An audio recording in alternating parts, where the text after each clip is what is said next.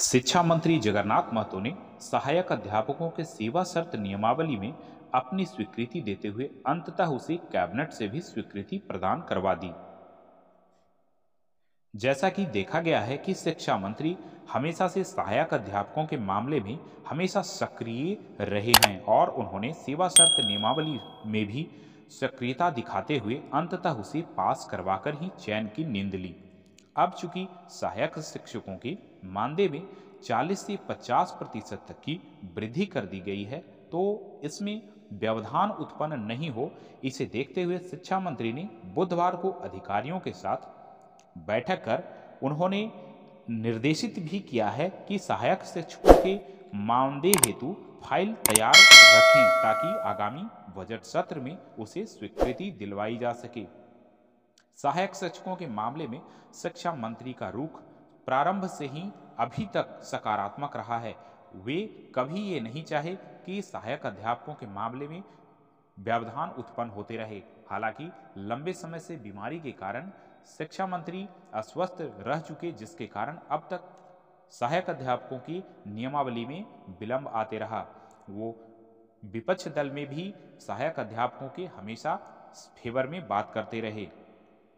और अंततः उन्होंने सेवा शर्त नियमावली पर स्वीकृति भी दिलवाई। ऐसा माना जा रहा है कि सहायक शिक्षकों को वेतनमान जैसे जटिल मुद्दे को भी शिक्षा मंत्री सुलझाना चाहते हैं, पर उसमें अभी समय का इंतजार करना होगा, क्योंकि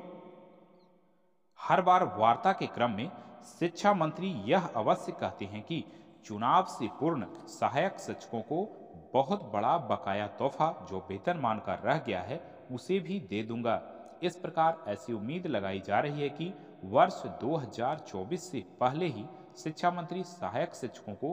वेतनमान जैसे अहम मुद्दे पर विचार अवश्य करेंगे। शिक्षा मंत्री जगन्नाथ महतो हमेशा से मुख्यमंत्री के संपर्क में रहकर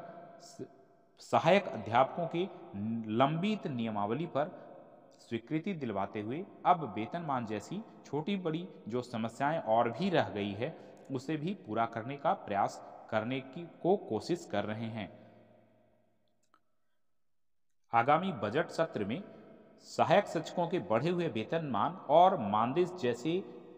समस्याएं लेकर सामने हाजिर होंगे और उस पर भी स्वीकृति दिलवाने का हर संभव प्रयास करेंगे। इसके लिए उन्होंने बुधवार को ही अधिकारियों के साथ बैठक भी कर ली है और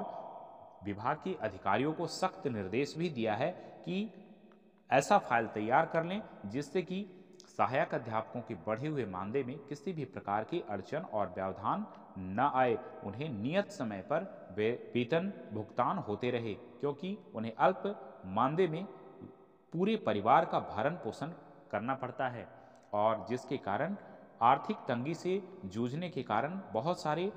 सहायक अध्यापकों की स्थितियां खराब हो जाती है और झारखंड की शिक्षा व्यवस्था की रीढ़ सहायक अध्यापकों के वेतन के भुगतान में विलंब न हो, इसे देखते हुए अधिकारियों को उन्होंने निर्देशित भी किया है। इस प्रकार शिक्षा मंत्री शिक्षा विभाग के अधिकारियों से हमेशा